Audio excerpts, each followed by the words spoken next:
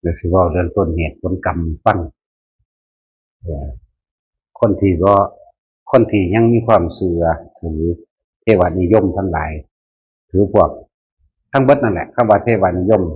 ผีสางนางไม้เทวดาอินพรหมต้นไม้และภูเขาและพิธีกรรมต่างๆในการแก่สะเดาะเคราะห์นั่นนี่แล้วก็คิดว่ามีผู้อื่นมาเสกดลบันดาลให้เจ้าของพ้นทุกข์หรือมีทุกข์อย่างนั้นนี่คนที่ ลักษณะนี้นะบ่ว่าเจ้าสิทำกรรมอกุศลกรรมอหยังไว้ก็ช่างได้รับเบิดทุกเศษส่วนจากบ่ล่ะคนที่ยังถือผีฝ่าผีแถนมีการล่ำมีการบวงสรวงสะเดาะเคราะห์แก่นั่นหรือทำพิธีโดยการถวายของบูชายัญอย่างต่างๆที่ยังมีสิ่งทั้งหลายเหล่านี้อยู่เชื่อไปตามนั้นอยู่นั่นน่ะพวกนี้สิทำบาปทำกรรมอยังก็แล้วแต่ เจ้าเคยสอนหวกไว้ขาหวกไว้ตัวใดเจ้าเคยขากบตัวใดขาปูกับปลาตัวใดเจ้าเคยหลักยังไว้แต่ก็เห็ดยังไว้ทุกสิ่งทุกอย่างเจ้าได้สดใสทั้งเบิดทั้งเบิดเลย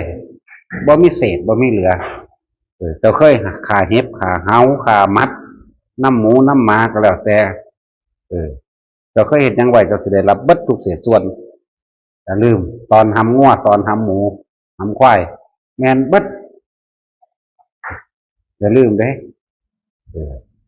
นี่คืออยู่ในมิจฉาทิฏฐิมีความเห็นผิดเห็น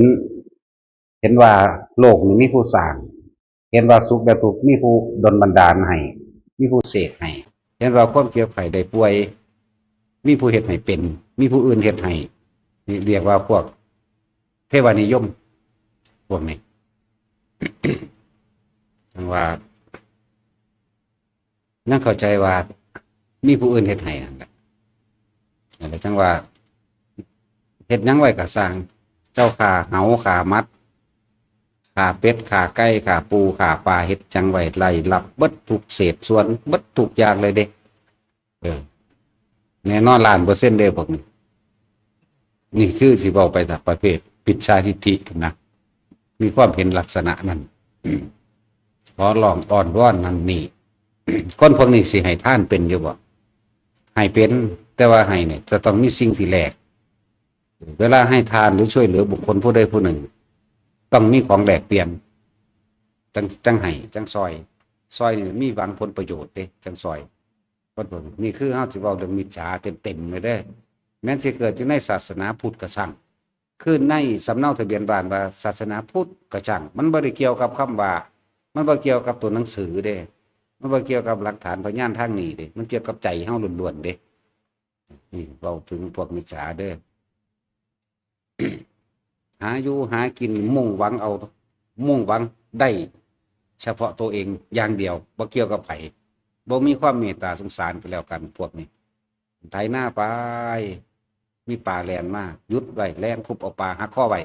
จังซี่เอาของใส่น้ำหลังน้ำแอวไปถุงเที่ยวใส่น้ำนั่นไป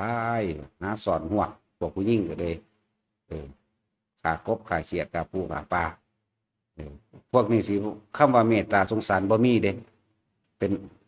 เอาตามความเป็นจริงโดดเด้อบ่มีกันแล้วกันแหละคือสิเห็นแก่ตัวอย่างเดียวพวกนี้เห็นแก่ตัวเห็นแก่ได้อย่างเดียวหรือว่าเรือเบิงเฮาเรือเบิงเป็นคือคนมีน้ำใจคือว่าคนผู้นี้ว่าอย่างดีที่สุดทั้งโลกนี่บ่ไปลักไปปล้นไปกี้ไปฆ่าไปดอกหาอยู่หากินแบบสุจริตโลกจักพอสุจริตแบบโลกนะ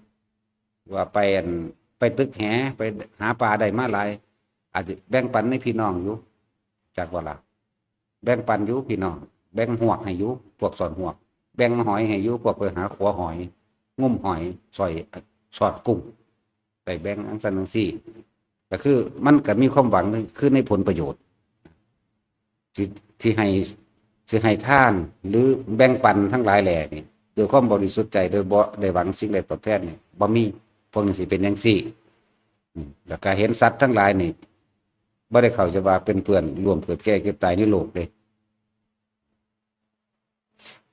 ได้ตักแตนเด็ดขาตักแตนดึงแข้งดึงขาได้อีปูดึงกล้ามใหญ่มันออกอย่ามันหนีบเจ้าของคือย่านเจ็บเจ้าของเองตัวผู้อื่นบ่เก็บอย่างสัตว์ได้กบได้เสียบก็หักแข้งหักขาได้ปูได้ปลาก็หักคอ หักงามหลายอย่าง เห็นสัตว์ทั้งหลายนี่เป็นอาหารนี่เป็นอันดับหนึ่งแล้วก็เห็นเป็นที่ธาตุรับใช้เจ้าของเองโดยบ่ได้มีความเมตตาอหยังบ่รู้จักคำว่าเมตตาหรือบ่จักคือเฮาเห็นมาบางคนเอาตะกี้มันใส่ง้อใส่ควายไถนาเนาะไถไปแล้วเอามาขากินเด้บัดเฮ็ดหน้าแล้วตกพูดใส่ข้าวเขียวจังซี่นะบ้านนอกเฮาตกพูดใส่ข้าวเขียวเก็บเงินเข้าคนเหล้าจังซี่นะเนี่ยมีเด้แม่นว่าบ่มีเด้ไถนาจนว่าเบิดสุดท้ายแล้วเอามันเรียบร้อยแล้วฆ่าพร้อมเลยแต่มีพวกนี้สิได้รับกรรมเบิดทุกเศษส่วนเด้อทั้งเบิดเลย แต่เวลาสิว่าทำบุญทำทานเกี่ยวกับในพุทธศาสนาแท้ๆการปฏิบัติธรรมแท้ๆบ่ได้สนใจแถมซ้ำสิมีการเว้าดูถูกเหยียดหยามไปในทางลบหลู่ไปในทางที่บ่เชื่อแล้วก็โน้มน้าวให้ผู้อื่นบ่เห็นตามบ่เห็นด้วยนำจังซั่นบ่ให้เข้ามาในความสวดมนต์ภาวนาอย่างสิบ่มีนะ คิดเบิ่งตามความเป็นจริงโดดเด้อพวกเฮาแต่ละคนเขาเขียวมาแน่ก็เฮาก็หาไซเบ็ดน้ำเริ่มจะก่อนแล้วก็ไซเบ็ดกบจังซี่แหละเปิดข้างคันหน้าเอากบเอาเขียดไปหาอยู่หากินเด้นะก็ชีวิตจริงพวกเฮาเป็นจังซี่แหละตั้งแต่เริ่มต้นเป็นเด็กน้อยมากก็สร้างได้บัดพวกผู้ชายก็ยิ่งขี้โกะเอาบังกำโพกใส่ปากขี้คันขากจูดหัวตบมือดีใจนี่เห็นบอกเป็นของเล่นเด้นั่นดีใจยังสั่นจังสี่จับมาอะไรเป็นสั่นเห็นงูอะไรค่ะว่าแต่มันเป็นศัตรูว่าแต่มันไม่ผิดลายเป็นสัตว์ลายตัวเองนี่ลายยิ่งกว่าสัตว์อีกก่อนที่ตัวเองลายจริงมันลงนรกสัตว์ตัวนั้นกับเป็นคนคือกันตะกี้กันเลยกับแบบนี้เนี่ยจึงบอกว่าคนทั้งหลายทั้งเรานี่เนี่ยสีเวียนไปเกิดมาขากันไปขากันมาเด้เจ้าขาให้ตัวหนึ่งกับสร้างเจ้ากับเป็นให้ตัวหนึ่งเจ้าขาเท่าไรหลอนตัวเจ้ากับเป็นล้านตัวเด้อบอกคือจักคำว่ามิจฉาบอกเรื่องมิจฉาได้ไหมบอกเรื่องความเห็นที่เห็นแก่ตัวเลยมิจฉาทิฏฐิเป็นความเห็นแก่ตัวเด้เห็นแก่โตเห็นแก่ใดเห็นแก่มีเห็นแก่ดีแต่เพียงผู้เดียวเป็นน้องสั้นเป็นแน่นอนอยู่แล้วนั่นแหละจังว่านานๆสิมีพุทธศาสนาเกิดขึ้นที่หนึ่งว่าสิพระพุทธเจ้าสิอุบัติขึ้นแต่ละครั้งโอ้มันยากเป็นอย่างนี้เด้ยากมันบ่แม่นของง่ายเด้ที่สิได้ยินได้ฟังแน่จังสิเฮาเกิดในยุคที่บ่มีพุทธเจ้าเฮาก็เป็นแบบนี้เด้นรกมันก็มีอยู่ของมันสวรรค์มันก็มีอยู่ของมันเด้พรหมโลกมันก็มีอยู่ของมันมีอยู่จังซั่นแต่ว่ามันบ่มีผู้ใดนำความจริงอันนี้มาแจกมาแจงมาบอกแนวทางให้พวกเฮาปฏิบัตินี่แต่ว่ามันยากเด้อ ตั้งแต่เริ่มต้นกำเนิดของโลกโดยอคันธสูตรจังสิไหลมานี่กว่าพระพุทธเจ้าสิเป็นพระพุทธเจ้าได้แม้พวกเฮานี่เกิดมานี่เด็กก็เป็นปลาเด็กก็ไปกินกันเองปลาใหญ่กินปลาน้อยจังสิพวกคนก็หากินปลาหากินสัตว์หากินกุ้งหากินหอยบางที่เขาก็ไปเกิดเป็นเสือเหลืองเสือโคร่งเสือดาวเสือดำเป็นหมีก็กินกันไปกินกันมาเด้เป็นไก่เป็นงูเป็นยังเอาจังสินี่แน่เขาได้รับทุกเศษส่วนเด้นั่นแหละโลกกำเนิดมายาวมาเท่าใดสงไข่มีพุทธเจ้าอุบัติขึ้นอันหนึ่งเบิ่งดุลน้อยหน่อยบ่สั่นสิว่าในพุทธศาสนาที่สอนให้พ้นออกจากกรรมตัวนี้ได้นะเขาเปรียบเทียบคือปลายเข็มจิ้มท้องฟ้าบ่ผิดได้นี่ก็ได้ดุจดังว่าปลายเข็มจิ้มเขากับท้องฟ้ามีเท่านั้นละมองนั่นละป้องนั่นละเด้อสู้จากพ้นจากกรรมใดนี่ไหมแต่ว่าความจากพ้นจากกรรมใดปะนี่เขาต้องน้อมจิตเข้ามาฟังธรรมพระพุทธเจ้าเท่านั้นแล้วก็ละออกให้เบิดโดยความเชื่อว่ามีเทพเจ้าดลบันดาลเชื่อผีสางนางไม้เทวดาต้องปลอดและบริสุทธิ์นี่เฉพาะคำสอนพุทธเจ้าเท่านั้นนังสีนาแล้วก็คำสอนพระเจ้าแล้วก็เห็นตามเป็นจริงเท่านี้นี่เอิ้นว่าธรรมมีพุทธมีธรรมมีสงฆ์ก็ต้องรู้จักพึ่งตัวเองเชื่อตัวเองตามความจริงเด้จากบ้านหลักสงฆ์คือเจ้าของเองนั่นแหละเด้อไม่แม่นอย่างอื่นดอก อันนี้เป็นสมมุติสงฆ์ที่เขาพึ่งตนเองแล้วเขาเลยนำคำสอนอันนี้ออกมาอย่างนี้นะคือเฮาละออกให้เบิดเลยในความเชื่อเรื่องเทพเจ้าที่มาดลบันดาลนั่นนี่ละออกให้เบิดเลยว่าผีสางนางไม้เทวดาพญานาคพระเจ้าขุดสิมาเสกหรือเรียนบันดาลนี่ละออกให้เบิดบ่มีอีหยังเลยบ่เชื่อพิธีกรรมบ่เชื่อเลิศงามยามดีบ่มีวันที่วันเดือนปีเกิดปีนั้นปีนี้ปีช่องปีเช่งสวดสรุปคำทอมโลกมุสิมาเรื่องไม่ราคาจบุญอันเถาะมื้อนี้บ่มีเขาสิบ่เชื่อแนวมื้อนี้เลยนั่นแหละจังหวะเขาบ่เชื่อเด้ปลอดเดี๋ยวก็ปลอดสารพิษพวกนี้ละออกให้เบิด บัดนี้เฮาละสิ่งเหล่านี้ออกมาแล้วนี่เวลาเฮาให้ทานเฮาก็สิฟังคำสอนพระพุทธเจ้าเข้าใจได้บัดนี้ให้ทานอย่าไปหวังผลในทานจะมีจิตผูกพันในผลแห่งทานจะไปแลกของมันบ่พ้นเนี่ยท่านสิฟังออกได้บัดนี้ท่านทั้งหลายแล้วนี่เป็นเหตุเป็นเรื่องให้เขาไปสู่พระนิพพานได้นี่แล้วก็ท่านทั้งหลายแล้วนี่เกิดเป็นบุญแล้วเกิดความบริสุทธิ์แล้วเมื่อมีความบริสุทธิ์แล้วสามารถอุทิศบุญพวกนี้สิแก้ไขกรรมอกุศลกรรมเก่าที่เฮาเคยเฮ็ดไว้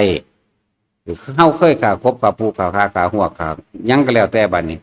มันสำนึกได้โดยจิตสำนึกของตัวเองเข้าใจบ่ล่ะเมื่อได้ยินฟังธรรมสอนเลยอุทิศบุญแก้ออกสัตว์ทั้งหลายที่พวกเฮาเคยฆ่ามาบ่ล่ะเขาได้รับส่วนบุญจากบ่แล้วเขาก็โอโหสิกรรมไปพวกกบพวกเขียดพวกหัวพวกปูพวกปลายังก็แล้วแต่เถอะได้รับส่วนบุญแล้วเขาก็มีการอโหสิกรรมซึ่งกันและกันไปเฮาบ่หวังผลในท่านเฮาบ่มีจิตผูกพันในผลแห่งท่านทั้งหลายเฮาบ่ไปแลกของอยากบ่มันก็เลยไปบริสุทธิ์ มันเป็นแบบความบริสุทธิ์ในใจของเฮาเองบัดนี้แบบนี้พวกมิจฉาเด้คิดว่าสิท่านอยู่บ่มีแต่แค่ว่าลงทุนน้อยๆอยากได้ผลหลายๆซื้อได้แม้นนั่งฟังธรรมอยู่นี่ก็สร้างเข้าใจว่าถ้าบ่ละออกทั้งเบิดเลยนี่เสื้อเหลืองงามยามดีเสื้อผีสางนางไม้เสื้อว่าซึ่งนั้นซึ่งนี้โดนบันดาลตัวเองได้เจ้าก็กลับไปหลับคือเก่าเด้อย่าลืมเด้เพราะพวกเจ้านั่นบ่ปลอดสารพิษความเชื่อความเห็นของเจ้าของเองยังเข้าใจว่ามีนั่นอันนี้โดนบันดาลยังเข้าใจว่าเทวดาสิมาโดนบันดาลได้ให้บ้านพวกนั้นต่ำกว่านั้นอีกคิดว่างูสิไปโดนบันดาลได้แม่นบ่ซั่นสัตว์เดรัจฉานก็คักเล่นเฮาด่าอยู่เดี๋ยวนี้ก็เลยเฮาด่าด้วยความบริสุทธิ์เรียกว่าบาปบริสุทธิ์ ด่าด้วยความบริสุทธิ์เด้จักยังเข้าใจวางซั่นนี่อย่าคิดเด้อว่าสิพ้นนะเพราะว่าพวกเจ้าทำทานยามใดก็สร้างพวกเจ้าจะหวังผลในทานมีจิตผูกพันในผลแห่งทานสาธุเด้อโลดให้รวยโลดแล้วอุทิศบุญจ้างมันก็บ่ไปเด้อตัณหาขวางเบิดแล้วทุกอย่างตัณหาขวางเบิดความอยากขวางเบิดแล้วทุกอย่างเลยเด้อันที่ว่าขวางทุกอย่างแม้กระทั่งสมาธิเป็นหยังคือบ่สงบก็ความอยากนั่นแหละจักบ่ล่ะอยากสงบนั่นแหละพวกมิจฉาทั้งหลายคิดว่าสิรอดอยู่บ่เฮาคิดเบิ่งพวกทั้งเอธิโอเปียพวกยังสั่นนะเขาฆ่ากันไปเขาฆ่ากันมาเขาก็ต้องไปเปลี่ยนว่าไปเกิดไปฆ่ากันไปฆ่ากันมาเด้มันบ่ล่ะมันเคยเอางูหางกระดิ่งมากินมันก็ได้ไปเกิดเป็นงูหางกระดิ่งคือกันธรรมดาบ่ล่ะทุกอย่างเด้อวิชานี่เวียนอยู่สั่น ขนาดพุทธศาสนาเกิดแล้วเขายังบ่มีวาสนาเห็นบ่เขายังบ่มีวาสนาสิอุปนิสัยที่เขาบ่ได้สั่งสมไว้บ่ได้มาไก่บ่ได้มาฟังเนี่ยเพราะสั่นสิว่าเบิดจักรวาลนี่เบิดเลยหาประมาณบ่ได้ศาสนาพุทธเกิดขึ้นถ้าสิเว้าแสงสว่างกับแสงสว่างทำไปเข็มปลายเข็มกับท้องฟ้ามืดตึ๊บเลยฮิปปี้อยู่น้อยเพราะเฮาเห็นได้นั่นแหละสำนั้น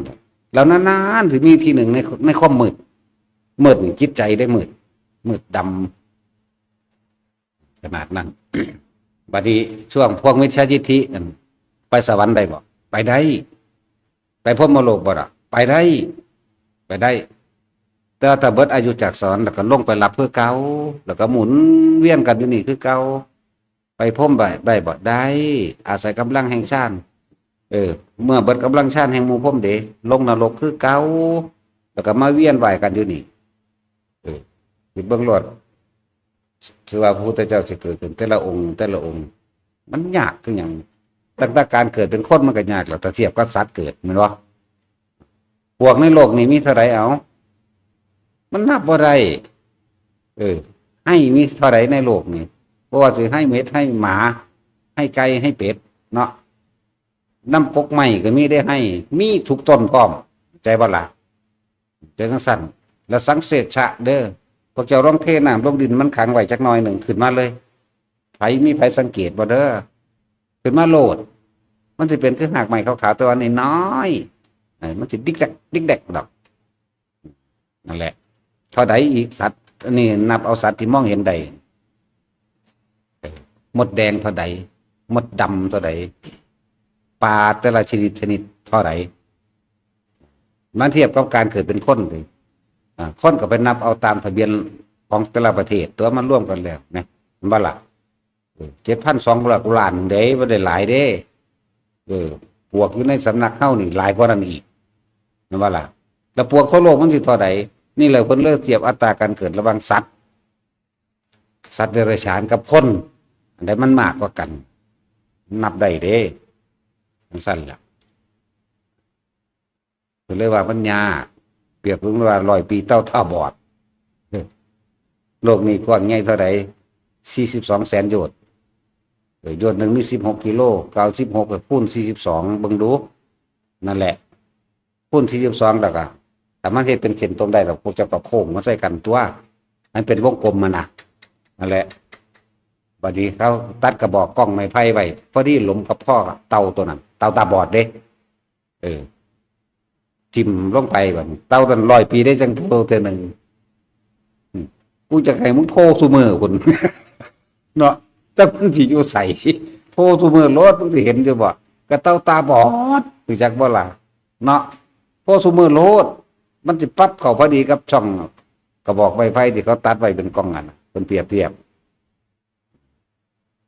ตากระบอดอยู่แล้วก็จะไปหาเที่ยวเห็นจะคิดทิมไปเมืองใดไว้นั่นแหละความยาก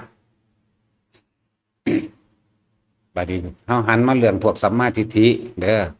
พวกมีความเห็นตามความเป็นจริงบัดนี้เขาว่าเห็นตามความเป็นจริงว่าสัตว์โลกเป็นไปตามกรรมกระทำสิ่งใดเขาจำได้รับสิ่งนั้นบ่มีสิ่งใดสิ่งหนึ่งมาดลบันดาลยังให้เฮาได้บ่มีเทวดาอินพรหมทั้งหลายสิมาดลบันดาลสุขและทุกข์ให้เฮาได้บ่ทุกสิ่งทุกอย่างบ่ได้อาจสามารถแก้ได้โดยพิธีกรรมการถวายของบูชายันบ่แม่นเลยเนี่ยตนเป็นที่พึ่งของตนเจ้าของเองสร้างเองเจ้าของเองมาเกิดเองเจ้าของเองแก่เองอาศัยพึ่งตนเองต่างหากบัดนี้คำว่าตัณหาคือความอยากอุปทานคือความยึดบัดนี้มันก็ฟังเข้าใจเรื่องคำว่าเวลาท่านหยังก็สร้างเนี่ยพวกนี้ก็เลยฝึกหัดสร้างบารมี10ท่านศีลเนกขมปัญญาบริยะขันติสัจจะอธิษฐานเมตตาและอุเบกขาเพื่อจะให้เจ้าของพ้นจากวัฏบาปก็ในเมื่อเจ้าของมีตัณหามากเกิดเองเจ้าของก็ต้องละตัณหาเพื่อให้บ่กลับมาเกิดเองเด้มันบ่มีผู้ใดไปเฮ็ดยังให้ไผได้เด้แต่มันเฮ็ดได้เฮาบ่เฮ็ดแล้วพระพุทธเจ้าเฮ็ดพอแห้งหรอกเนาะพระพุทธเจ้าเรียบร้อยแล้วดึงอวิชชาให้ออกแล้วจบเลยเฮาสบายกูบ่เกิดฮอดพี่ดอกแม่นบ่ล่ะพระพุทธเจ้าดึงถอดอวิชชาออกเลยคือส่วนมันเป็นน้ำปักจังซี่นะเล่าเข็มบงให้ออกหลอดปานนี้นั่นแหละเป็นจังซั่นว่ามีผู้ใดถอดอวิชชาภายใด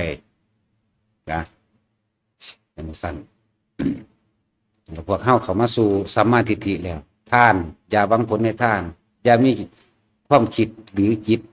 ผูกพันในผลแห่งท่านปรารถนาเพื่ออยากได้นั้นเป็นนี่บ่เอาและสามารถอุทิศบุญได้แต่ว่าอุทิศบุญอันเกิดจากการให้ท่านก็คือความสงบนี่เองเข้าให้ท่านไปแล้วถ้าคนมันบ่หวังผลในท่านบ่มีจิตผูกพันในผลแห่งท่านมันก็สงบมันก็เป็นบุญตัวอาศัยของนั้นเป็นเครื่องเชื่อมต่อให้เกิดความสงบจากบาลาหรือบุญนั้นเกิดจากการให้ท่านแล้วก็อุทิศไปได้บัดนี้ถึงทรัพย์ประสัตทั้งหลายที่เขากินเป็นอาหารที่เขาขายังก็แล้วแต่อุทิศไปจังสิภาวาอยู่ตลอดเพราะผลทานบุญกุศลกรรมดีนี่ที่ข้าพเจ้าก็ทำมาแล้วนี่ตั้งแต่อดีตจนถึงปัจจุบันณขณะนี้นี่ จงถึงแด่นี่เฮาอุทิศคำเดียวเฮาอุทิศนั่นน่ะสรรพสัตว์ทั้งหลายไม่มีที่สุดไม่มีประมาณทุกหมู่เหล่าบรรดามีเฮาอุทิศเท่านี้นึงเด้เฮาบ่ได้เน้นว่ามารดาบิดาแต่ว่าพาพวกเจ้าว่าเพราะว่าพวกเจ้าบ่มั่นใจพวกเจ้าบ่มั่นใจเด้พ่อกูสิได้บ่นอแม่กูสิได้บ่นอลุงป้าอาอาวญาติกูได้บ่นอเจ้ากรรมนายเวรได้บ่นอแม่นบ่ล่ะได้บ่ได้ก็สร้างได้เฮาฟาดคำเดียวนึงรู้จักบ่ล่ะจังซั่นแหละมันก็ขึ้นอยู่กับเขาสิโมทนาอะไรบ่โมทนาเด้ขึ้นอยู่กับว่าเขาสิยินดีหรือบ่ยินดีเข้าใจบ่บ่แม่นว่าสิได้ตลอดเอาคนเป็นๆนี่ก็ได้น่าเอาอาหารไปให้มันบ่กินก็เฮ็ดหยังกับมันได้มันว่าซั่นถ้ามันกินก็แสดงว่ามันยินดีเอาคนเป็นๆเดี๋ยวนี้แหละจังซั่นทอดไข่ไปจักนั่นเอาไม่หยังใส่จังซี่นั่นเขาบ่ยินดีถ้าผู้นี้กินเด้ดีเนาะขอบคุณหลายๆเด้อนี่ก็ยินดีนี่จึงบอกว่ามันบ่อาจสามารถอีหยังเฮ็ดให้กันได้แล้วแต่บุคคลผู้นั้นสิน้อมเข้ามาเอาเองเข้าใจว่าล่ะบัดจึงนั่นแหละที่ว่าคนที่เป็นสัมมาทิฏฐิละออกเบิดล่ะเจอกับปีเช่งมันบ่มีดอกมันสิมีแมงมันตั้งใดจักบ่ล่ะตัวเอาเงินกันเด้อพูดมันมีมาแต่ตำราพรหมชาติพวกขี้ขาดตาขาวหากินน้ำข้นโง่เข้าใจว่าล่ะสังเกตขึ้นสู้ภาษาข้ามทั้งตั้มสีภาษาใบหน้าความส้นความข้นบ่ทันเมียนจังซี่ต้องเสียนพระรามเลิกออกไปค้าขายเลิกออกไปเฮ็ดนั่นเลิกออกไปเฮ็ดนี่อันเว้าอยู่เดียวนี้จักว่าล่ะจังซั่นบาง6 คำส่งคำเฮาไปค้าว่าซั่น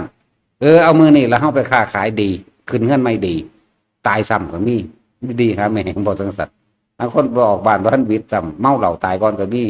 หรือบางพวกก็ตายระหว่างกลางทางก็มีแม่นว่าซั่นอีดีนั่นแหละจักบ่บ่อันเว้ามานี่ก็เลยเนาะสาหาก็เกิดไว้จักดับเหมือนอีดีนั่นแหละพวกมหาก็เกิดเขาเลิกเขาเอิ้นว่าเลิกพวกขี้ขาดตาขาวเอามาตัวหากินของคนโง่แต่ว่าอย่าลืมเด้ประเภทนี้นะลงไปสดใสคือเก่าไปสดใสคือเก่าทำกันไปนำกันมาเฉพาะสำนันอันนี้กูเป็นอิตาภาพสัตว์ไม่มามึงเป็นคนมาขอความช่วยเหลือกับตัวกันไปตัวกันมาเด้ทั้งสั่นแหละทีนี้เฮาท่านบ่หวังผลในท่านบ่มีจิตผูกพันในผลแห่งท่านทั้งหลายบ่ได้เอาไปแลกหยังซอยคนเฮาก็ซอยซื่อๆเกิดเป็นบุญละแม้กระทั่งว่าเก็บเอาท่อนไม้ที่ลอยน้ำมากขึ้นก็เป็นบุญแล้วเกิดความสบายสงบเย็นแล้วสามารถอุทิศได้ก้อนหินก้อนดินลึกงาใหม่ที่ขวางทางอยู่เฮาลากออกด้วยความบริสุทธิ์ใจของเฮาเอง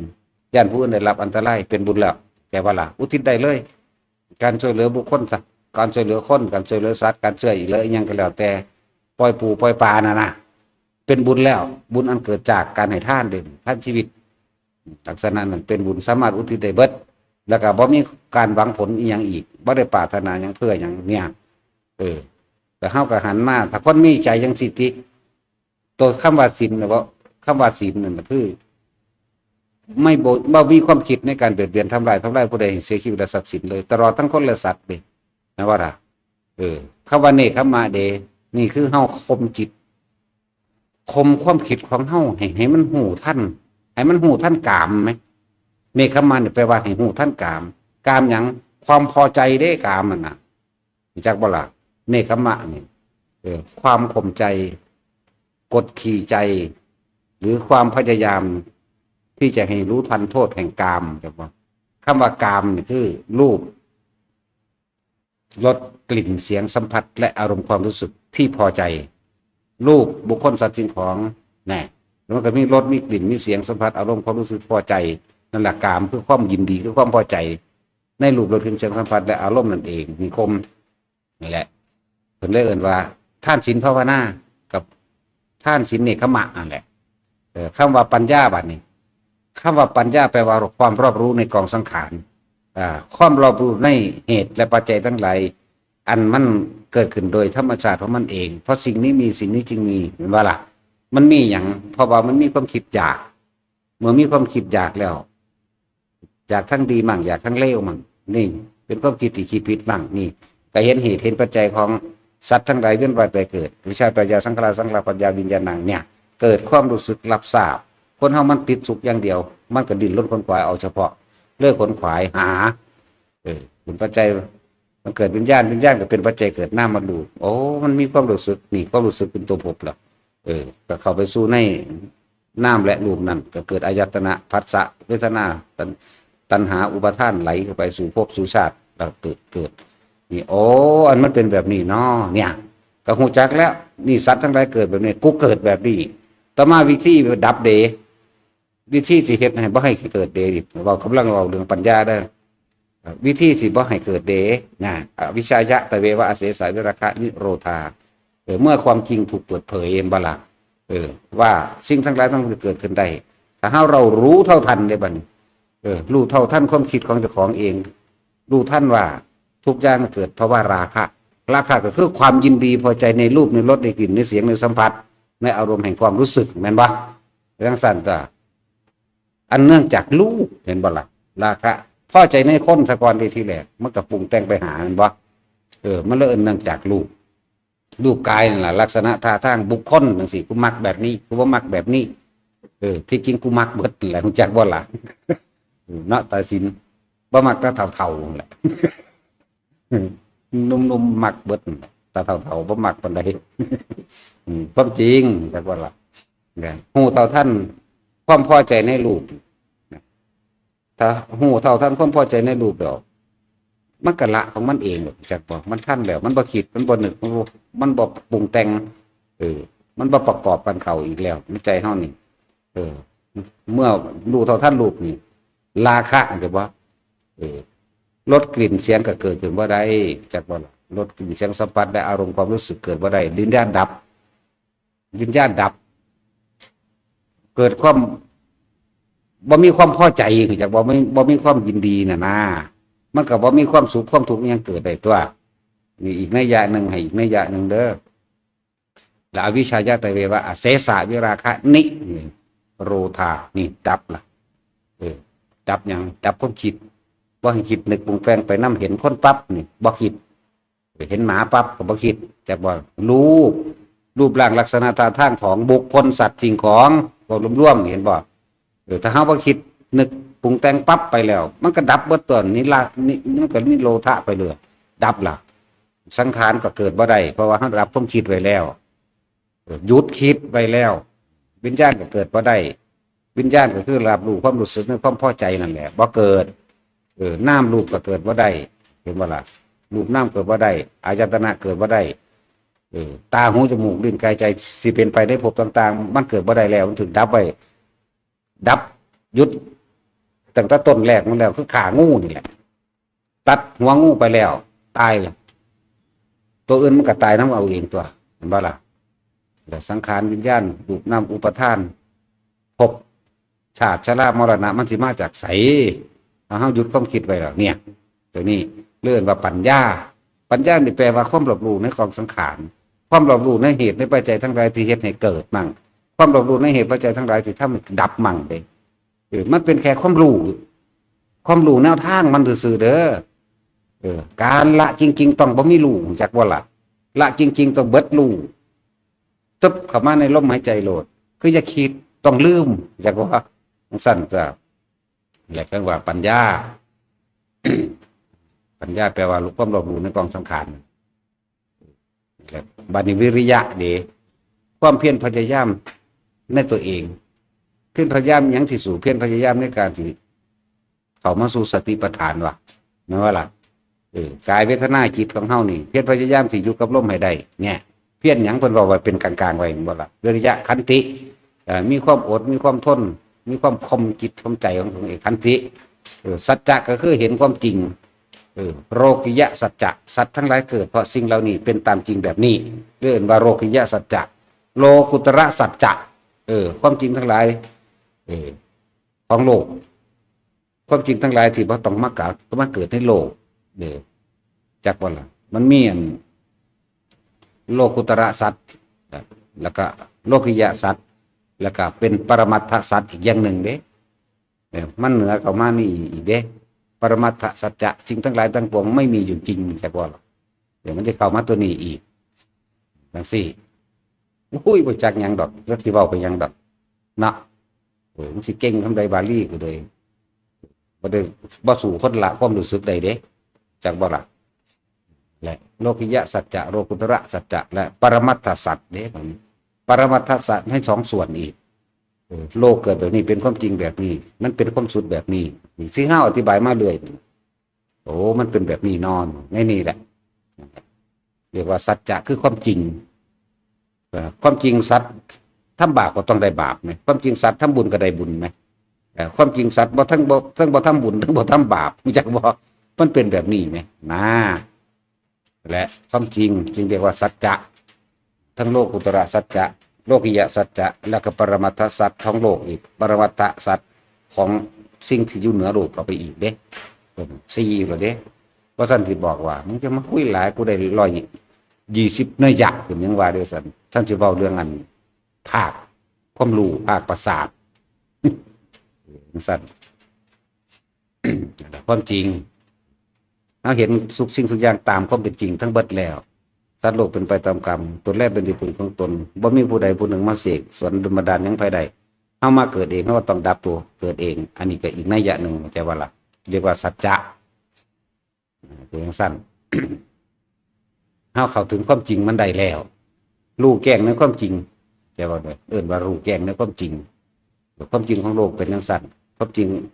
ที่จะออกจากโลกเป็นแบบนี้นะอธิษฐานแปลว่าอย่างบัดตั้งใจมุ่งมั่นสู่จุดหมายที่ปรารถนาเอาศาสตร์นี้จักเป็นศาสตร์สุดท้ายของกูล่ะกูจะคุ้มอยู่กับลมหายใจเรื่องว่าอธิษฐานบ่ได้แปลว่าขอเด้อ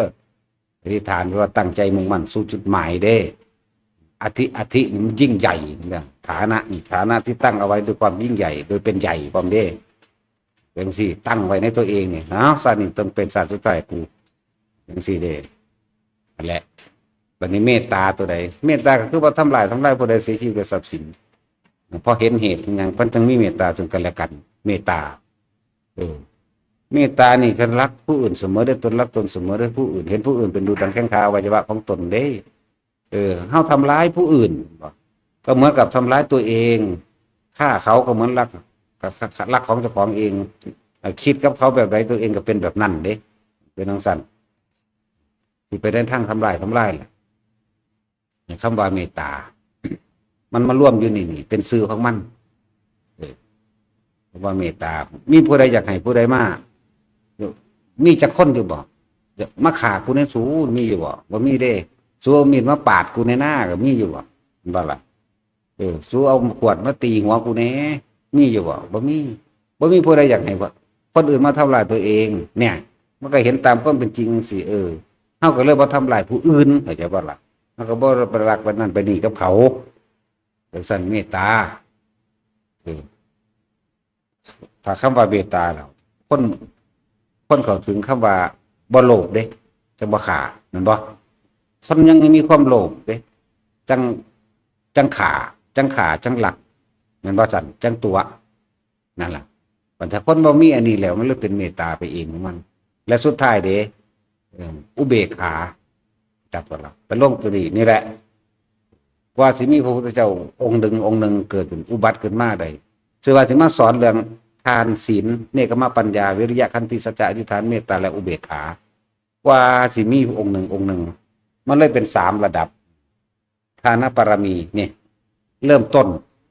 อุปปารมีนี่ปานกลางสังสมเป็นอุปนิสัยจากวันนี้ปรมัตถะถึงที่สุดแล้วเขานิพพานจังซี่นะนี่แหละเรื่องว่าบ่มีวาสนาจริงๆนะบ่มาเริ่มต้นบ่มาสังสมมันจะเอาอุปนิสัยนี่เอาสันดานตัวนี้นี่สร้างตัวเองให้พ้นออกจากทุกข์ได้บ่จากบ่ล่ะเข้าใจคำว่าสันดานบ่คือเขาสันดานหมาคืออุปนิสัยมันสังสมแต่เนี้ยบ่ดีสันดานหมาจากว่าล่ะแต่สันดานดีเด้สันดานพ้นมีจักว่าล่ะก็ยกสั้นตัวสิ่งใดอื่นว่าเฮามาสั่งสมเอากว่าสิถึงมันธรรมดาบ่มันยังวันเป็นจาก3ระดับจึงบอกว่าจากรุ่นสู่รุ่นส่งต่อเด้รับใช้ธรรมส่งต่อธรรมเด้จากรุ่นสู่รุ่นเด้สาวกของพระพุทธเจ้าโคดมมีเท่าใดทายทอดสาวกของพระพุทธเจ้า สีอริยะได้แบบนี่มันเป็นของไฟของมันอยู่ดอกแล้วก็ต้องซึมซาบเอาจากรุ่นพี่เห็นบ่ล่ะเรื่องสั้นตัวเดี๋ยวผู้ใดเกิดร่วมกับพระองค์ผู้ใดเห็นหน้าพระองค์คือสุภัททปริภาชกเป็นผู้สุดท้ายนี่แหละที่เขาเจ้าทำกรรมมาร่วมกันได้ดังนะทำกรรมมาร่วมกันบัดนี้พวกเข้ากับจากรุ่นสู่รุ่นที่มาทายต่อจากมูสาวกเหล่านั้นสังสมอุปนิสัยจากบ้านนี้เริ่นว่าอุปนิสัยสันดานไปเบิ่งเด้อถ้าพระไตรปิฎกเก่าๆเนี่ยเอิ่นสันดานเลยเด้อุปนิสัยสันดาน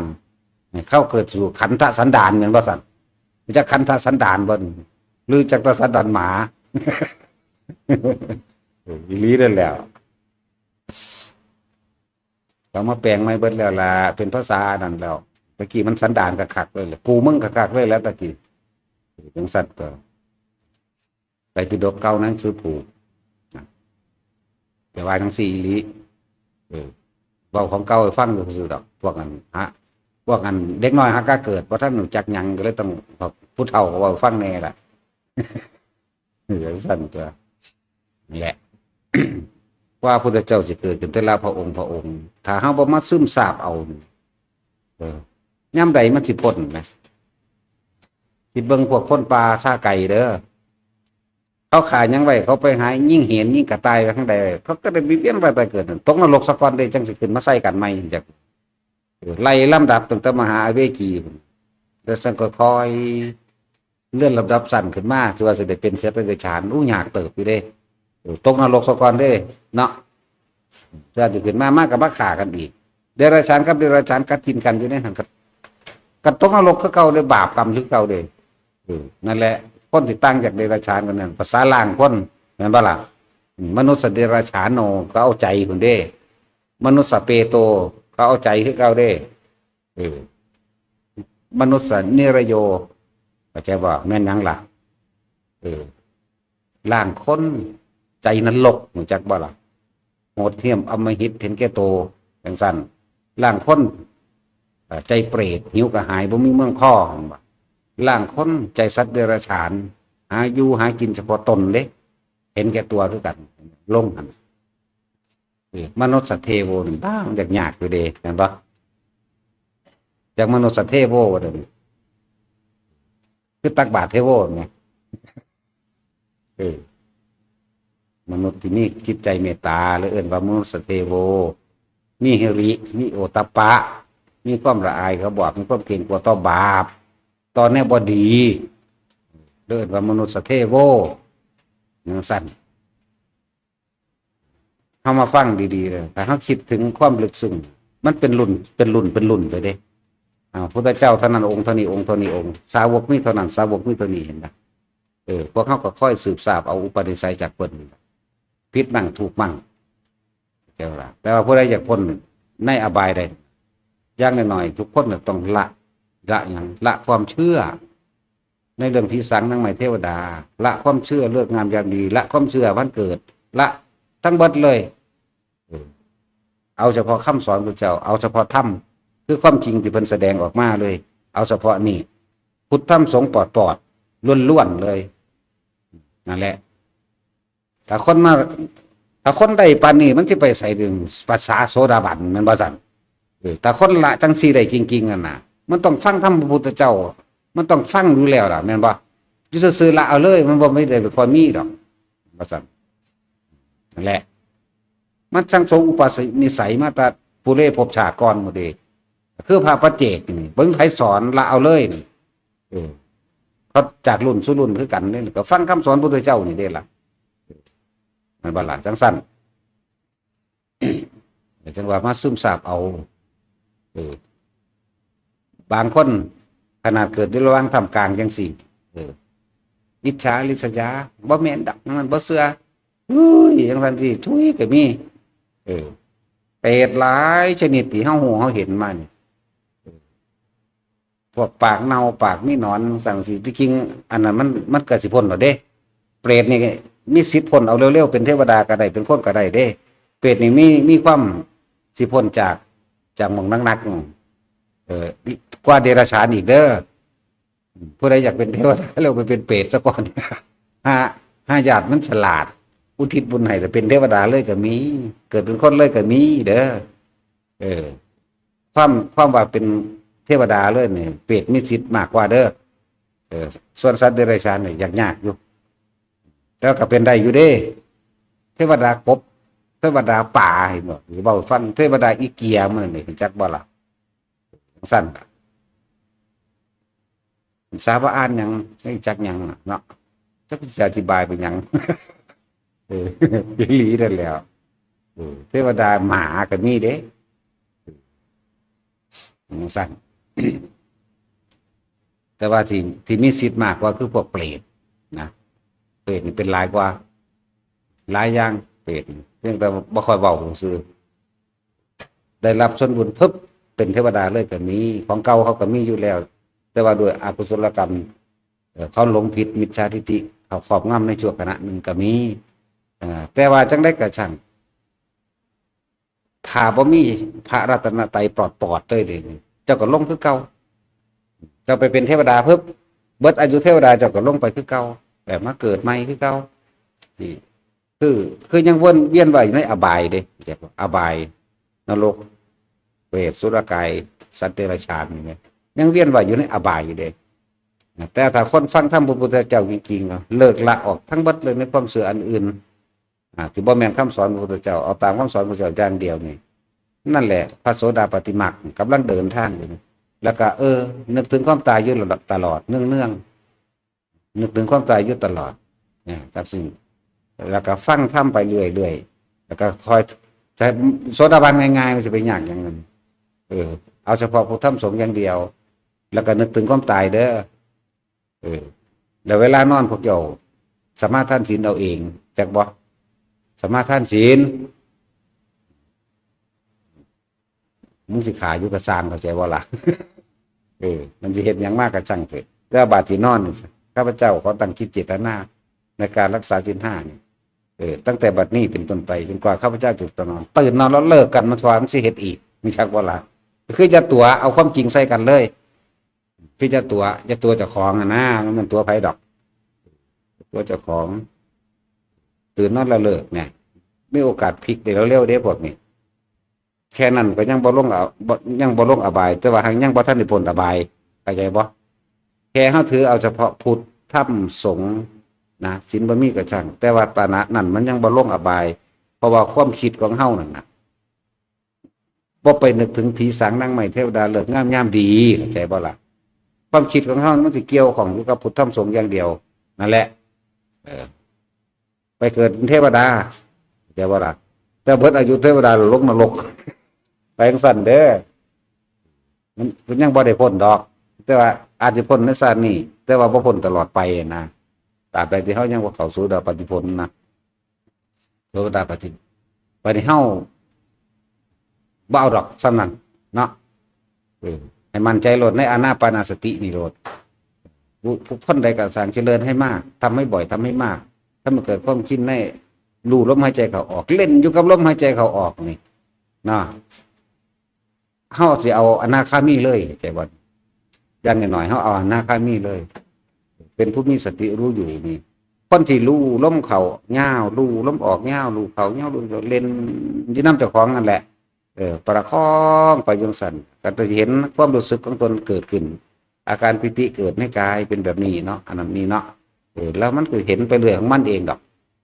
กายเวทนาจิตเนี่ยมันคุ้มอยู่แล้วคำว่าจิตคือความคิดมันจะคุ้มของมันแบบคุ้มกายคุ้มเวทนาอยู่แล้วจิตในจิตอยู่แล้วแล้วมันก็จะคอยเห็นไปเรื่อยในความเกิด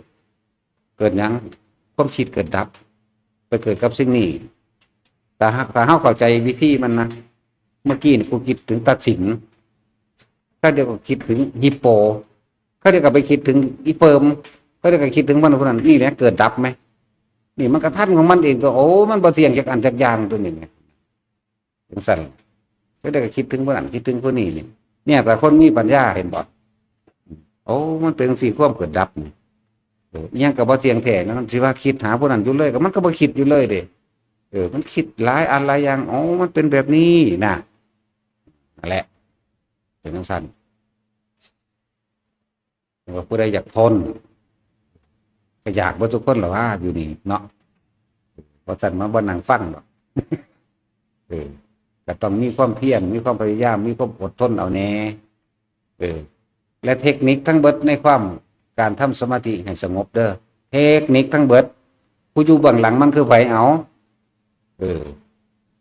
ความอยากที่พวกเข้าไปได้ยินได้ฟังมาหลวงปู่องค์นั้นวางสั่นอาจารย์องค์นั้นวางสี่สำนักนั้นวางสั่นสั่นไปตั้งความหวังไว้แล้วอยากสงบแบบเพิ่นอยากได้ชาตินั่นอยากได้ชาตินี่อยากได้หูทิพตาทิพอยากได้แบบนั้นอยากเป็นแบบนี้ใจบ้าละที่นี่แม้แต่ความสงบก็บ่ต้องอยากได้บ่แค่มีสติรู้อยู่ในปัจจุบันคือลมเข้าออกแค่นั้นเองสงบแล้วเด้นั่นสงบจากความคิดในความอยากได้กับอยากเป็นเลยดิสงบแล้วหูจักคำว่าสงบปะสงบนี่บ่แม่นว่าบ่เห็นหยังบ่ได้ยินหยังเด้สงบจากความคิดมันบ่ได้คิดเปรียบเทียบอันนั้นเปรียบเทียบนี่อยากได้นั่นเป็นนี่แหมรู้ลมเข้าลมออกอยู่นี่แหมนี่แหมสงบแล้วเด้จากความอยากได้อยากดีอยากมีอยากเป็นเราเด้นั่นสงบแล้วเด้อยู่กับลมเข้าเลยสติรู้อยู่ในทั้งฐานทั้งสี่สติคือความคิดนึกนี่แหละนึกถึงลมเข้านึกถึงลมออกเดี๋ยวนี้มีคำบริกรรมบรู้บ่มีได้ทั้งนั้นรู้ลมเข้ารู้ลมออกเขาเดี๋ยวเกิดความรู้สึกนั่นสงบคือเก่ารู้ลมเข้าลมออกเดี๋ยวก็เกิดความรู้สึกเดี๋ยวก็โยกเดี๋ยวก็สั้นเดี๋ยวก็ไหวเพียงแต่ว่าจะคิดในสภาวะจะคิดในปรากฏการณ์ต่างๆที่มันเกิดขึ้นแต่ว่าให้มันรู้อยู่ซื่อๆอยู่ไหมส่วนมากตัวนี้แล้วหลายๆคนที่พ่อยังไงถามโลดคืออะไรโลดเนาะนั่นแล้วคือยังกระสังแมงมากยังว่าดิฉันว่าแต่อยู่ในหูดังใดแล้วก็อย่าปล่อยมันเคลิ้มไปอย่าปล่อยมันหลับฝันนิมิตนั่นนิมิตนี่เฮาถือซ้ำความฝันนี่หนึ่งเด้ขนาดเฮามื่นตาเถลิดเฮาเห็นอยู่ห้างดึกยังว่าฝันเด่นจะไปฝันแม้กระทั่งทั้งที่ยังตื่นอยู่ซ้ำเด้ภาษาหยังก็ฝันหลับพวกหลับตาเห็นยังสั่นยังสี่นั่นนอนหลับเขาบอกเลยว่านอนหลับไปเอาไม้กูเบิ้งแม้ถ้าวันมันมีเนาะเอามานั่นแหละคือยึดบัดนี้เลยยึดเป็นอารมณ์แล้วก็เลยเป็ดสัตว์สินผิดถือแล้วก็เลยหลายๆอย่างเลยบ่ทันอารมณ์เห็นบ่ทันความคิดเด้บ่ทันความคิดต้องบอกแต่ละคนเด้อขอให้รู้ลมเข้าลมออกได้ทั้งที่มีสติอยู่นี่ไม่เคลิ้มไม่หลับไม่ฝันเด้อรู้ลมเข้าลมออกปิติ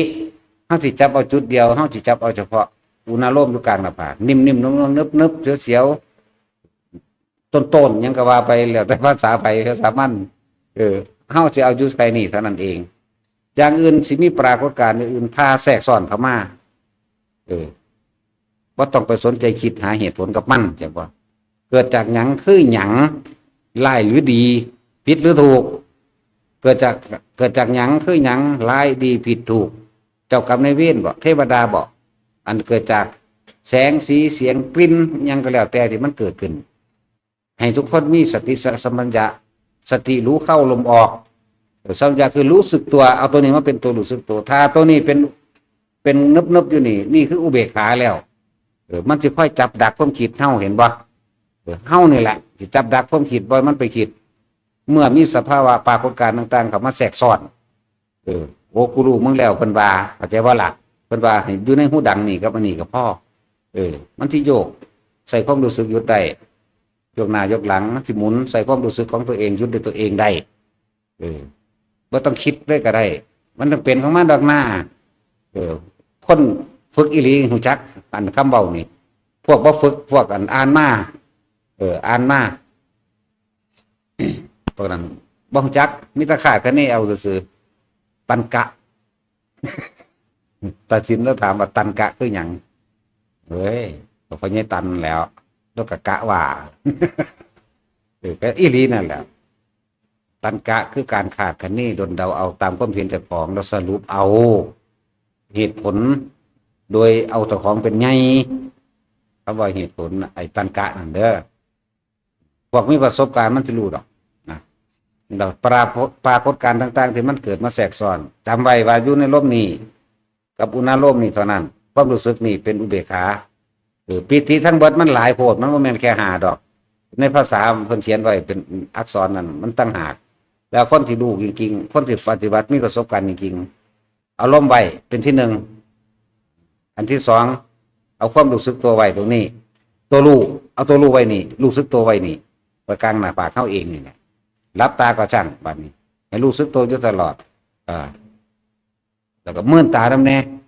ไปจริงเขาจะใครมือเฮ็ดแบบมื่นตาเวลาเขาจะเดินสมาธิเนี่ยคือว่าเดินจงกรมเดินจงกรมนั่นน่ะมันเป็นสื่อแท่นเรียกแท่นหรือสื่อเด้ที่จริงก็เดินสมาธินั่นแหละเดินเพื่อให้จิตตั้งมั่นเดินเพื่อให้เกิดความสงบเด้เพราะมันเดินจงกรมเด้มันเป็นสื่อมันมาแล้วเขาก็เลยว่าไปนั่กันอยู่ซื้อเดินเพื่อให้จิตตั้งมั่นเดินแบบได้ก็ได้เดินไปเถอะแต่ความคิดจะออกจากบ่ล่ะความคิดเอาไว้ใส่เอาไว้ล้มรู้สึกตัวอยู่ในนี่เพราะนั้นพบเกิดว่าได้ถ้าเข้าอยู่ในฐานทั้งสี่สติปักลงอย่างมั่นคงจากว่าในลมหายใจเข้าออกในความรู้สึกนี่กายเวทนาจิตนี่มันเป็นตัวคุ้มมูอยู่แล้วแหละจิตเวทนากายธรรมนะมันเป็นตัวคุ้มมูอยู่แล้วก็ให้อยู่ในนี่แหละนี่หูดังนั่นแหละปรากฏการณ์อย่างอื่นเกิดขึ้นหลายเด้มันว่าบ่ได้เบิดเรื่องปรากฏการณ์น่ะแม้กระทั่งการลอยตัวธรรมดาลอยจริงๆพร้อมเดี๋ยวว่ามันลอยในความรู้สึกหรือลอยในฝันลอยในนิมิตเด้ลอยในส่วนมากคนมันจะลอยในฝันมันบ่แม่นลอยจริงๆดอกต้องมื่นตาใส่เลยนี่มามื่นตาใส่เลยบัดนี้เฮานิ่งๆไว้อยู่กับลมนี่อยู่กับอุณหภูมิเท่านั้นใส่ความคิดนิดหน่อยบ่แม่นคิดออกไปอย่างอื่นเด้บ่ได้ตื่นเต้นอย่างอื่นเด้ว่ามันสิกิงว่านอนเนี่ยค่อยๆเลื่อนขึ้นเอามือไปจับแตะนั่นจับแตะนี่ลองเบิ่งแต่ก็ใส่ความรู้สึกเลื่อนออกจากชายผ้าเถียงหน้าได้จับงาใหม่นั่นจับงาใหม่นี่บ่มีความสั่นไหวเด้แล้วก็ถอยขึ้นมาวางจิตเป็นกลางอยู่จังสั่นตลอดเลยนี่เขาก็ทดลองมาแล้วเร่งเขาเฮ็ดเร็วก็ได้เฮ็ดช้าก็ได้ตัวบัดจักว่าแต่ว่าบ่มีอารมณ์เด้อเข้าใจว่าเดี๋ยวนี้บ่มีอารมณ์กูก็ศูนย์แท้นั่นแล้วบ่มีอารมณ์พอใจหรือบ่พอใจบ่มีแต่การเคลื่อนไปตามที่เขาอยากให้มันเคลื่อนเองแต่ว่าอยากบ่แม่นอยากแบบลักษณะอันอื่นเด้เป็นแค่คำบอกซื่อๆเด้จักบ่ล่ะนั่นแหละปรากฏการณ์เด้นี่ปรากฏการณ์อื่นๆแต่จะออกจากร่มกับอุณหภูมิเท่านั้นแหละอย่างอื่นมันพาแสกเข้ามาบางที่ก็คือเสียงระเบิดเติมก็มีบางที่ก็แผ่นดินสั่นไหวเฮานั่งอยู่ก้อนหินนี่คือเขาเนี่ยสั่นก้อนหินนี่เด้กลึกเลยเด้กรึ้งอยู่เด้นั่งตามเถียงนั่งตามกุฏิมันนั่นแหละคือเขาสั่นกุฏิดิครึ่งเลยเด้แต่ว่าเฮาบ่สนใจจักว่าอยู่นี่นอนก็สร้างมันเป็นคือกิ่งไปกิ่งมาจังซี่คนได้นอนก็มันก็เป็นเด้แต่ว่าเฮาบ่ได้วันไหวไปกับมันจักว่าเฮาบ่คิดออกเด้อยู่ในหูดังอย่างเดียวเลยอยู่จังซั่นแหละแสงวาบๆวีบสีเขียวสีเหลืองสีขาวเดินจงกรมก็เป็นเด้เดินจงกรมก็เป็นจนเอามือจับพุ่นล่ะจับเบิ่งมีอีหลีแต่ว่าบ่ได้สนใจนี่พอใจกับไม่พอใจเกิดขึ้นไม่ได้เห็นบ่เพราะเฮารักษาสติเฮาอยู่นี่อยู่แค่ลมนั่นแหละเอาวางไว้บ่ได้สนใจลืมไปแล้วเอาวางไว้ก็ดียามเช้ามาเบิ่งมีอีหลีไว้เห็นนะแต่ลูกแก้วตาแมวสงสัยเด็กหน่อยเอามาวางไว้ ลูกแก้วตาแมวดอกแมวลูกใหญ่ก็มีลูกกลางก็มีลูกน้อยหลายทอเล็บมือนี่หลายโพดดอกจังจะเอามาหาแม่ยังภาษาขายกับอะไร เนาะแต่สินท่องหน้ามานะท่องมานี่ก็บ่ได้แหละมีเบิดทุกอย่างปรากฏการณ์หลายอย่างพอเปรตจังสิเหม็นมาก่อนเหม็นมาเป็นลมเป็นฝนหักปัวปะลงมาหอยเว้ยมาใส่เฮาเสียงฟืสมาใส่เฮาเด้ผมมันมาฟาดเฮาจักบ่ล่ะสัมผัสได้จริงๆนี่แหละแต่ว่ากูบ่คิดจักว่าล่ะอยู่กับหม่องเก่ามันนี่ลมอยู่กับอันนี้ไปเรื่อยแม่นเขาเดี๋ยวก็เขย่างาใหม่เดี๋ยวก็หอยมันเอาขาเด้เกาะจักเอาขาพับแหม เอาขาพับเกาะเด้คือจังสิมันสิหันหน้ามาเฮาแล้วมันก็โยนตัวมาเด้นี่เฮาก็เลี้ยวเบิ่งอยู่เด้ล่ะเฮาบ่คิดถ้าคิดนี่กล้าก็กลัวเกิดขึ้นทันทีเลยแหละหลายอย่างแม้เป็นตัวเองยืนอยู่ทั้งกลมย่างเข้าหากันจังซี่ก็สร้างต่อมไปโลดมันบ่มีหยังเด้นั่นจักว่าล่ะต่ำไปโลดขนาดนั้นเด้ถ้าเฮาเฮ็ดมามันบ่แม่นอันซ้ำหนึ่งเด้อกว่าสินิ่งได้กว่าสิบ่สนใจได้เป็นขนาดนั้นแหละอย่างที่ว่าเมื่อจิตไม่คิดไม่นึกความรู้สึกเกิดไม่ได้พอใจกับไม่พอใจโกรธไม่ได้นี่พบดับไปแล้วนี่ทำให้บ่อยทำให้มากทำให้ชินเนี่ยนะอย่างนั้นคล่องแคล่วว่องไวโลดเกิดยังขึ้นคำว่าคล่องพร้อมอย่างเกิดยังขึ้นกระสร้างที่พวกเจ้าเลยอย่าลืมเขาลมหายใจบ่อยทำให้ชินทำให้เป็นดุจวิญญาณเป็นทางของมันเลยกูรู้ทางแล้วนี่ปั๊บเขาลมหายใจโหลดอีกอย่างกระสร้างนี่บอกแค่ว่าเดินกลับมาลมหายใจมันเร็วๆแน่อย่างก็ดีนั่นแหละแล้วก็อานิสงส์ของการรู้ลมหายใจเข้ารู้ลมหายใจออกโดยใส่การรู้ลมหายใจเข้ารู้ลมหายใจออกเพื่อนก็เรียกว่าเป็นผู้มีสติปัฏฐานบริบูรณ์อยู่ในกายมันอยู่ในเวทนามันอยู่ในจิตนั่นอยู่ในธรรมของตัวเองมันเนี่ยสติปัฏฐานสี่กับบริบูรณ์แล้วโพชฌงค์เจ็ดกับบริบูรณ์อีกเด้เมื่อโพชฌงค์เจ็ดบริบูรณ์แล้วขนาดหนทางปณิพพานมันอยู่ห่างโพชฌงค์เจ็ดกับว่าเข้าใจอีกแล้วก็จะเว้าไม่อีกแหละเนาะ สติจากว่าความนึกได้นี่นึกได้อย่างนึกอยู่ในกายเอาสติปัฏฐานสี่โดยการเลือกเว้นทำมาแล้วธรรมวิจยะเลือกเว้นเลือกอันนี้เลือกสติปัฏฐานสี่แล้วก็ประคองลมหายใจของเจ้าของไว้ปิติมันก็เกิดเนี่ยที่ว่าปิติมันก็เกิดปัสสติคือความสงบเย็นใจแล้วเกิดความอิ่มอยู่ในนี่ปัสสติถ้าปัสสติเกิดแล้วมันบ่คิดนึกไปหายไหมก็เป็นสมาธิก็คือเอิ้นว่าจิตตั้งมั่นตัวเมื่อจิตตั้งมั่นแล้วมันก็เป็นอุเบกขาทันตัวแม่นบ่ล่ะนั่นแหละในขณะนั้นก็นิพพิทะจักว่ามันก็นิพพานโดยชั่วขณะใดจักบ่ล่ะเป็นจังซั่นว่าท่านได้ตลอดไปกับชั่วขณะก็เอาตัวก็คอยตื่มเอาทีละหน่อยเอาตัวมือละทออายฝนนี่ก็เอาตัวอายนิดหน่อยจักว่าล่ะก็จังซั่นตัวเดี๋ยวจังว่าแต่ว่านี่อานิสงส์ของอานาปานสติอานิสงส์ของการรู้ลมหายใจเข้าออกทุกคนมีสิทธิ์สิได้พระอรหันต์ในปัจจุบันนะปัจจุบันที่มีชีวิตอยู่นี่แหละจักว่าแต่คนได้พระอรหันต์ในปัจจุบันเว้าหรือผ่านเว้านั้นได้ก็เว้าไปโลดได้ถูกต้องทั้งเบิดเพราะว่าเขาสิบอกตามความเป็นจริงจักบ่ล่ะบาดนี้ถ้าบ่ได้ในปัจจุบันนะคะมีชีวิตอยู่บาดสิตายก็ได้เองสมมุติว่าผู้นี้ทำเต็มร้อยเห็นบ่ผู้นี้ทำ80%บาดสิตายก็จังได้จังซี่นะบาดนี้ผู้นึงทำ50%บาดนี้เขาเพิ่งเข้าสู่อนาคามีพุ่นเด้ธรรมดาบ่ทำ50%จักว่าบาดนี้ผู้นึงทำ25%อาจสิตกค้างในภพโลกต่างๆและอย่าลืมว่ามันมีที่รองรับอยู่อันหนึ่งโสดาสกิทาคารองรับไว้จักบ่ล่ะคนมาฟังอันนี้คนมาเฮ็ดอันนี้นะต้องเข้าใจแล้วว่าต้องหูจักละคือมันละอย่างอื่นออกละความเชื่อถืออย่างอื่นออกไหมแต่ก็เริ่มแล้วก็ฟังเข้าใจว่าท่านก็บ่ได้แลกของบ่หวังผลในท่านบ่มีจิตผูกพันในผลแห่งท่านทั้งหลายบ่เอาไปแลกนั่นบ่เลยลงทุนหน่อยไปแลกของหลายแต่ก็มันก็ต้องเข้าใจว่ากูบ่อยากเกิดอีกกูนายคักความเกิดนี่รู้จักบ่ล่ะแต่ว่ามันเพียงแต่ว่ามันบ่รู้อารมณ์มันบ่ทันเป็นบางครั้งบางคราวท่านมั่งไม่ท่านมั่งเข้าใจบ่ล่ะและฟังอริยสัจสี่เข้าใจฟังเหตุปัจจัยทั้งหลายของสัตว์เกิดฟังเหตุปัจจัยทั้งหลายของสัตว์บ่เกิดเข้าใจเอื้อนว่าปฏิจจสมุปบาทนั่นแหละว่าจะเว้ากันใดว่าบาลีนั่นมันบ่มีผู้ใดมานั่งไข้ควรที่นี่ปานนั้นดอกแม่นบ่ล่ะนั่นแหละใครจะเข้าถึงความจริงได้ละได้จริงความจริงได้ให้พยายามอยู่กับกายใจของเจ้าของเองสติปัฏฐาน4นี่คือกายใจของเจ้าของเอง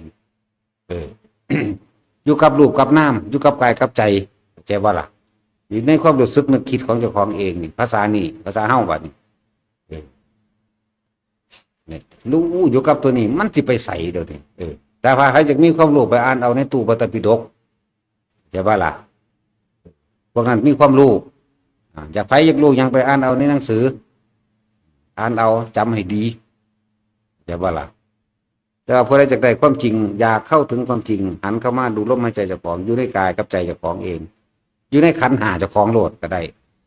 ขันธ์ห้ากายใจรูปนามคืออันเดียวกัน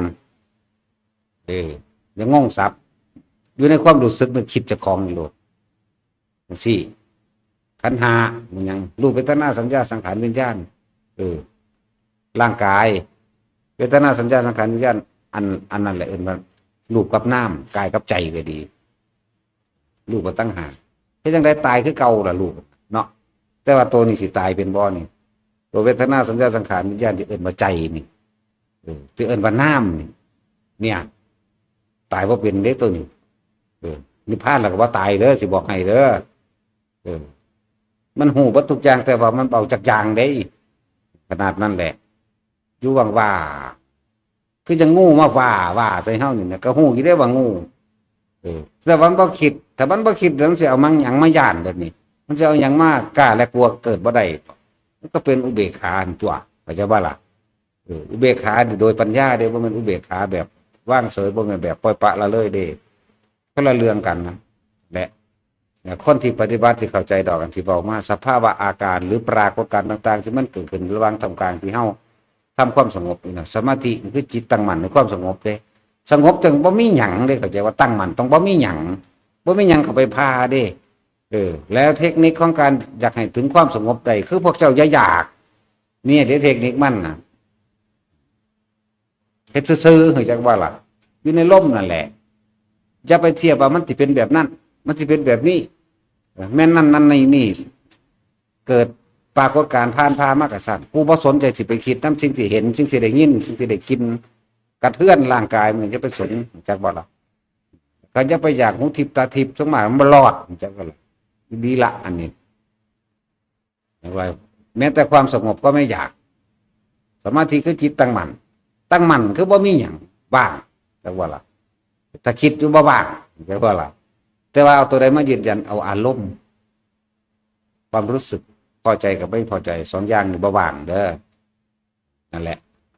พวกตะมองมันสุดได้แต่ละมือแต่ว่าพวกนี้จักสิซ้ำได้เนาะจักสิซ้ำได้มือหนึ่งสงบพอเสี้ยววินาทีบุ๊บมีอยู่บ่จักเสี้ยววินาทีว่าวหลายได้เอามือละเสี้ยววิเนาะเอาแค่เคิงของเคิงลมหายใจเองนะเป็นสั่น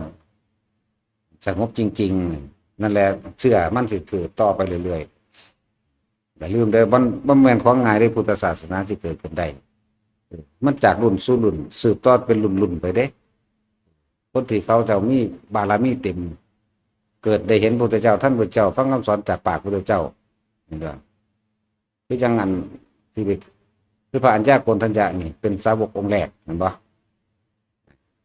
สุภัททะนี่เป็นองค์สุดท้ายนี่พวกพระเจ้าเป็นเพราะว่าเขาเจ้าสั่งสมและอุปนิสัยมานำกันมันมีเกี่ยวกันอย่างสั้น บัดสันที่พุทธเจ้าองค์นี้สาวกเท่านี้แสดงธรรมเท่านี้แสดงธรรมอย่างนั้นบ่องค์นั้นมาตัวใดพระพุทธเจ้าของเฮาก็มีสาวกแบบนี้ว่าเฮาก็คอยทัดจากรุ่นสู่รุ่นอีหลีเด้ล่ะบัดสันพุทธเจ้าองค์นั้นแสดงปาติโมกข์จังสิพุทธโคดมเฮาแสดงแค่เดียวนึงเด้แต่ที่สองบ่แสดงเด้พระเจ้าองค์อื่นแสดงกับ3ครั้งยังเก่งแต่ก็มา2ครั้งหลายอยู่แต่2ครั้งแล้วที่3ก็บ่มีอีกแล้วพุทธเจ้าเฮาได้แสดงแค่เดียวจังซั่นบอกเหตุผลต่อไปว่าสิคันว่ามันหลายมันยาวๆเดี๋ยวท่านสิเว้าอีกเนาะศาสนาเฮามันสั้นมันบ่5,000 ปีบอกผู้หญิงบวชแล้วบ่ล่ะเดี๋ยวนี้กำลังสิแสดงอยู่พระภิกษุไม่ปฏิบัติตามธรรมวินัยกันก็จอกับมาโกนหัวกับมาอีหามงเอ้ยมาสอนแล้วเห็นบ่มันบ่ฮู้จักฮอดคารุธรรม8ก็คือว่าละมันบ่แม่นสมมันเบิดไปแล้วนะว่าล่ะแอปทายนี่ยิ้มปากแดงเพเวอยู่อีหามเอ้ยไม่ทำวินัยซั่นแต่มีมั้ยนั่นดอกวินัยมึงทำงามกูก็จะเอายุ่นล่ะดีซื้อศพบันใจคืออีปิงแต่จินแล้วว่าเจ้าปากบานเพ้อเว้ยซื้อศพห้าวอีปิง หูจักสีศพบนห้อบาดนี้เนาะว่าคนภาคกลางรู้จักไหมสีศพ เขาเรียกว่าลิงพิปากเหมือนปริงข้าวเนาะบักแกบานเทเวอยู่ในท่าสีเขียวหน้าสีแดงมันลึงแล้วเลยสั่นไปมันธรรมดาเด้เขาอยากสอนเขาอยากสอนแหละมาแสดงธรรมสั่งสอนเพราะว่าภิกษุไม่ปฏิบัติตามเพราะว่าสูบวชกันจักบ่ล่ะกูสิบอกให้พระอานนท์ถึกปรับอาบัติหายังเพราะว่าสูหันเริ่มต้นแรกค้นขวายให้ผู้หญิงบวชเนี่ยกษัตริย์ขึ้นมั่งล่ะบัดนี้สู้จักบ่ล่ะสั่นลงไป35,000 ปีเหลืออยู่แค่5,000 ปีเพราะว่าพวกสูหันกูสิบอกมันชัดๆซะสั่นลงไป35,000 ปีบ่ล่ะเพิ่นสิได้มีอายุอยู่40,000 ปีมันได้แต่วันนี้มันเร็วเกินไปเองบ่ศาสนาผู้อื่นๆเขาเจ้าบวชได้เครื่อง20,000 ปีแล้วจังบวชเด้มันจังได้40,000 ปีบ่ล่ะอันนี้ก็เจาะเข้ามาเท่าไหร่พรรษาบวชละศาสนาอื่นๆบางผมนำพระพุทธเจ้าองค์อื่น80,000 ปี40,000 ปีเขาเจ้าจังบวชเด้จังตัดสั่นท่อนลงครึ่งนึงถ้าอายุศาสนา100,000 80,000 ปีเด้จังบวชจังอีก20,000 ปีจังสิ้นไปเสื่อมไปเด้มันธรรมดาเด้นั่นแหละแล้วพวกเขาขังอยู่ของก็มีคือเขาแหละแต่ว่ามีนั่นนี่ก็ว่าไปเป็นนั่งสั้นแหละก็ช่างเขาดอกว่าแต่ปุดาเด้บัดสู้ใจรักสอนพระหลายแต่ว่าล่ะใส่ซีก็ใส่ซีม่วงมันดาบอกดีนี่แหละนี่แหละนี่แบบนี่ไปได้ไปมีในพระไตรปิฎกอยู่แล้วภิกขุณีทูสกะสุภาพกันไปอ่านในเด้อแต่สู้จากเป็นวิริก็ดีนั่นว่าล่ะที่กิ่งใส่สุดขาวนี่มันก็อรหันต์ได้แล้วเข้าใจว่าล่ะแต่ว่าพอเป็นใส่สุดใต้ผ้าปักแดงเกี่ยมสีชมพูเด้เนาะแต่ที่มึงเอาไปเป็นเมียเด้อ เอาซ่อนกันโลดอีห้านั่นก็เลยเข้าใจว่าล่ะเนี่ยมึงขี่ไล่พวกเขาอีนั่นใกล้คอยอยู่ มึงกล้าว่าอยู่บ่ แต่แบบตัดทุกข์เอาอีนั่นล่ะเอาอีนเปิดคอร์สจักก็ล่ะโอ้เป็นตาฟาดจะได้เนาะแท็กซี่ อีหลีได้แล้วเอาสัมปทาน